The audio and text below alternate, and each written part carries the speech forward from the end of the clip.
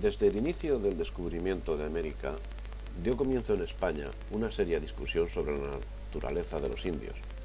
sobre la posibilidad de esclavizarlos o la imposibilidad moral de hacerlo. Y en 1494, a instancias de la reina Isabel, una junta de teólogos y juristas determinó que los indios no podían ser sometidos a esclavitud. Mientras tanto, la conquista seguía su curso y llegaron los enfrentamientos con los taínos, provocados por el rapto que de sus mujeres se estaba llevando a cabo. Como consecuencia de esos enfrentamientos, comenzó el apresamiento de indios y su reducción a esclavitud, momento en que Cristóbal Colón, convencido de su derecho, que era abonado por los sacerdotes que apoyaban la medida al no ser bautizados los indios, comenzó a remitir a la península remesas de esclavos. Cuenta Thomas que un fuerte que estaban construyendo junto al río Yaque, entre Cibao y la Isabela, fue atacado y 12 españoles murieron en el enfrentamiento. Esta fue la primera batalla importante de Colón en la Española. Como es natural, los españoles enviaron de inmediato una expedición de castigo desde la Isabela. Capturaron a muchos indios que engrosarían el mercado de esclavos de la metrópoli. Consecuencia de ello fue que, con la anuencia o silencio de la corona, llegaron a la península varias remesas de esclavos y existen datos documentales que demuestran la existencia de esclavos indios en Canarias en los primeros años del siglo XVI. Ya en 1498 se habían recibido en Sevilla 300 esclavos, lo que completaba un total que se calcula en unos 2000. Fue en ese momento cuando la reina se indignó, pues ya había dado instrucciones al respecto, y según cuentan los historiadores manifestó: ¿qué poder tiene mío el almirante para dar a nadie mis vasallos? Colón tenía sus propios criterios y daba la sensación que las instrucciones de la corona no le afectaban. Para Colón, lo ideal era que la Española se convirtiese en una colonia comercial en la que, aunque se fomentasen los cultivos castellanos para alimentar a los colonos, la misión principal fuese la explotación de los productos primarios, yacimientos de oro, de algodón, los tintes, las especias y los esclavos. Pero no eran esos los objetivos marcados por la corona, para quien el servicio a Dios estaba por encima del servicio a los intereses materiales.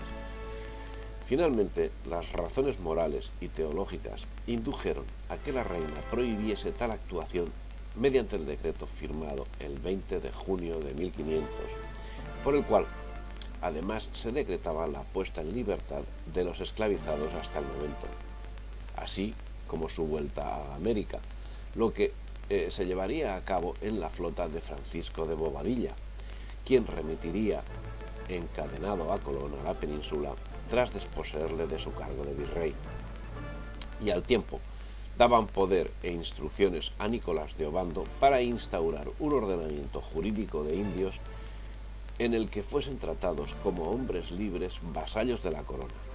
Sería el inicio de la encomienda en América. Pero el 30 de octubre de 1503, como medida contra las acciones militares de los indios belicosos, la reina permitió vender como esclavos a los indios cautivados en guerra justa, lo que ocasionó que, al amparo de esta permisividad, hubiese quien se extralimitase y se dedicase a buscar indios esclavizables entre las tribus de antropófagos, de lo cual nos da razón Fernández de Oviedo en su Historia General, en la que señala: el rey mandó a Pedrarías que, sin estorbo de su derrota e camino para el Darién, si se pudiese ajer, tocase en ciertas islas e puertos de Caribes, así como Santa Cruz y Caira y Cartagena y Camari y Codego, y las islas de Barú y San Bernardo, y islas de Arenas y Isla Fuerte, que estaban declarados por esclavos mucho antes, por razón que comen la carne humana en todas esas islas e puertos que he dicho,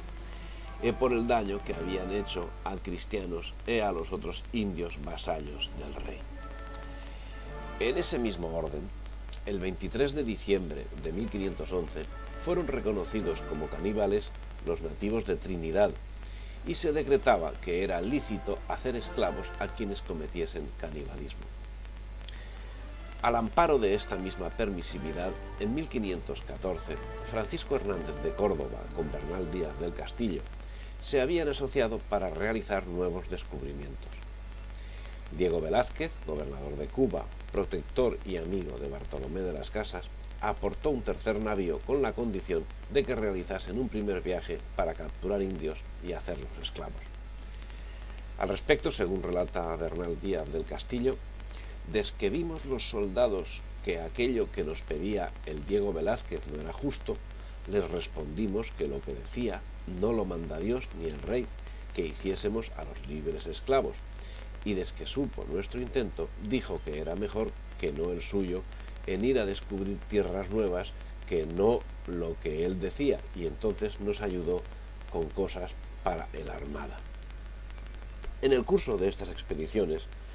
se produjeron actos que no podían ser pasados por alto por la corona, lo que acabó con la intervención de la Audiencia de Santo Domingo, que acabó condenando a prisión a varios expedicionarios. El asunto se resolvería incluyendo religiosos en la tripulación de las nuevas expediciones. Ellos, los religiosos, serían los encargados de controlar que el respeto a las leyes se llevase a cabo, denunciando los abusos que se pudieran producir. Habían pasado 14 años desde que las de Bobadilla y Obando parecían haber puesto coto al asunto, pero evidentemente solo había sido un coto parcial. Quedaría su acción así como la primera actuación legal en defensa de los indios llevada a cabo por la corona. Pero las acciones paralelas y contrarias que generó señalan que no sería la única. Y es que en 1511 Obando había cedido el puesto a Diego Colón y desde entonces surgieron pleitos por las competencias y el control judicial de la Española. Y a partir de ahí, desconfianza de la corona, que incrementó la utilización de su principal arma, las visitas, decantando incluso la gobernación a miembros del clero, en concreto de los jerónimos, que comenzarían a detentar cargos en la gobernación con facultades especiales para suspender a oficiales reales. Esos principios quedaron refrendados en múltiples ocasiones mediante cédulas y leyes reales, pues en 1523, en 1526, en 1528, en 1530, en 1534, en 1542, en 1543, en 1548, en 1550, en 1553, etcétera, etcétera, etcétera.